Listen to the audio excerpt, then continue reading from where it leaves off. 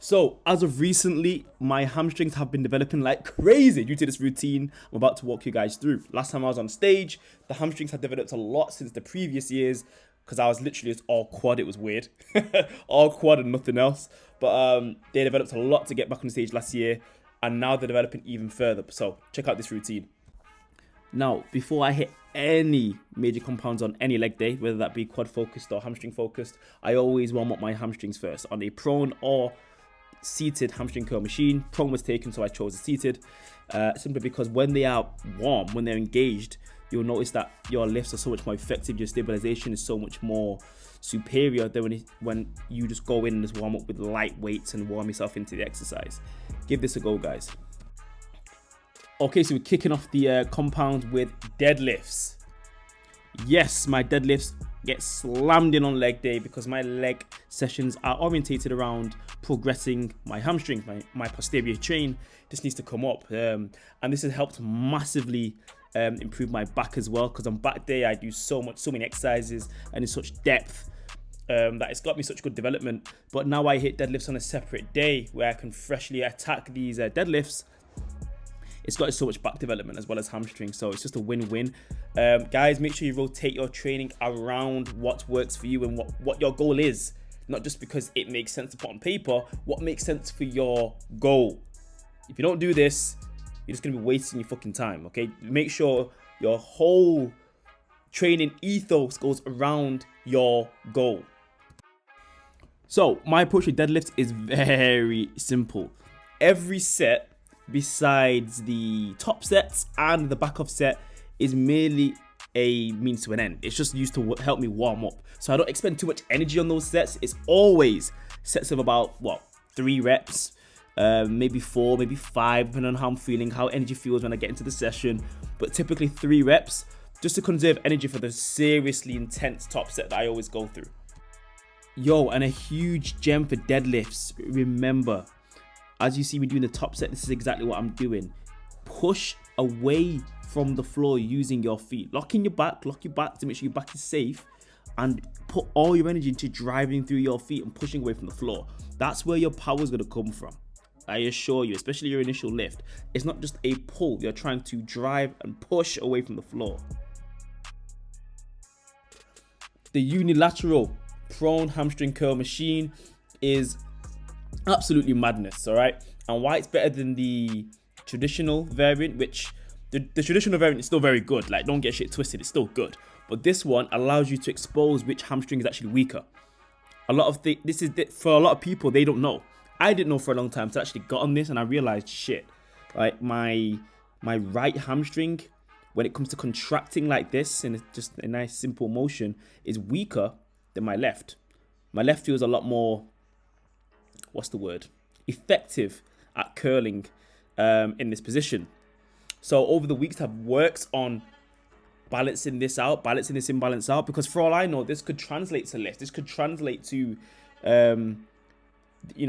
being prohibited to gain and developing my compounds, because one hamstring might be taking too much of a load when lifting, So that's something I didn't want to take a chance of, so I've started to even that out. And remember, with your prone hamstring, treat it like biceps. So if you've ever seen any of my arm training videos with biceps, I always say this: fully lengthen that bicep, open up the belly of the muscle, and then curl. The hamstrings are the biceps of the legs. Treat them as such. Fully lengthen and fully contract, okay? I go super light on this. Like, I think I have on this, is it 15 kg a side at this point, or 10 even? It might even be lighter than 15. I think it's 10 kg a side, which is nothing. But the contraction and level of engagement I get in the biceps is different. Yes, I could go heavier and then lift my ass off the seat and rock with momentum forward, but that won't do shit but look good for my ego. I don't care about that. I'm here to actually develop my physique. So control is absolutely everything. Yo, I apologize in advance for recording these Romanian deadlifts with this frame. It should have been the other way. It should have been landscape, but I done portrait, and I don't know why, because I usually record for Instagram and what. Anyway, listen, Romanian deadlifts and stiff leg deadlifts, you can put those into. I don't think any is superior to the other. I just think this one you can load more weight because you're not having to lift from the floor when doing this lift. With the stiff leg, you are lifting from the floor. So keep that in mind. You can't load as much weight. You can at the risk of your spine, so just be careful. But anyway, this exercise is so good for developing the hamstrings.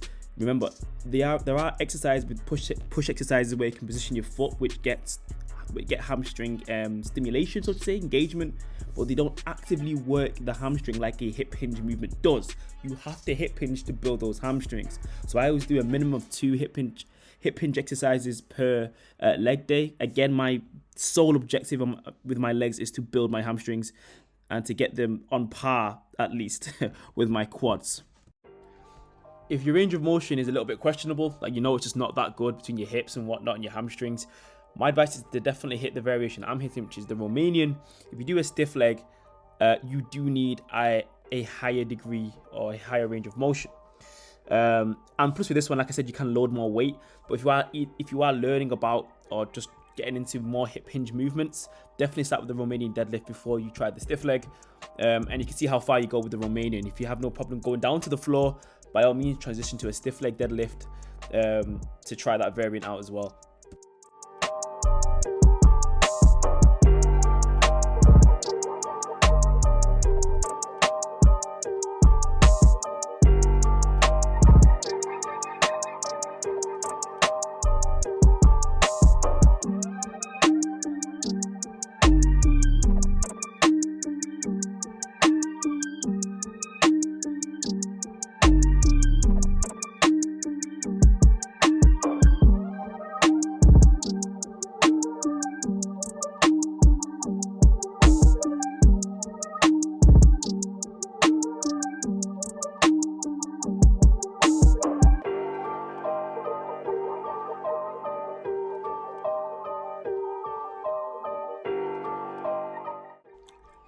Now, developing your adductors is massively important. Besides, obviously, the aesthetics and it helping you stabilize you in big lifts like the squat and other pressing exercises, and even hip hinging exercises as well. It actually helps for anybody that plays sports in their spare time, especially if you know you're a victim of groin injuries frequently. This will help massively to reduce that, believe me, with good stretching. Try this alongside it. When doing this, make sure you treat it like how you do the prone hamstring curl machine or the seated. Take your time stretching the muscle because you are stretching a very delicate area, the groin, the adductors. They're easily strained. So don't be explosive. Just be strong yet careful with your movements, okay? Be careful with the lengthening and be careful with the contracting phase too. Strong yet careful. Anyway, guys, I hope you enjoyed the video. I hope it helped a lot and helps you guys to develop your hamstrings massively. If it does help, please like, share, subscribe and all that good stuff, and your boy is out.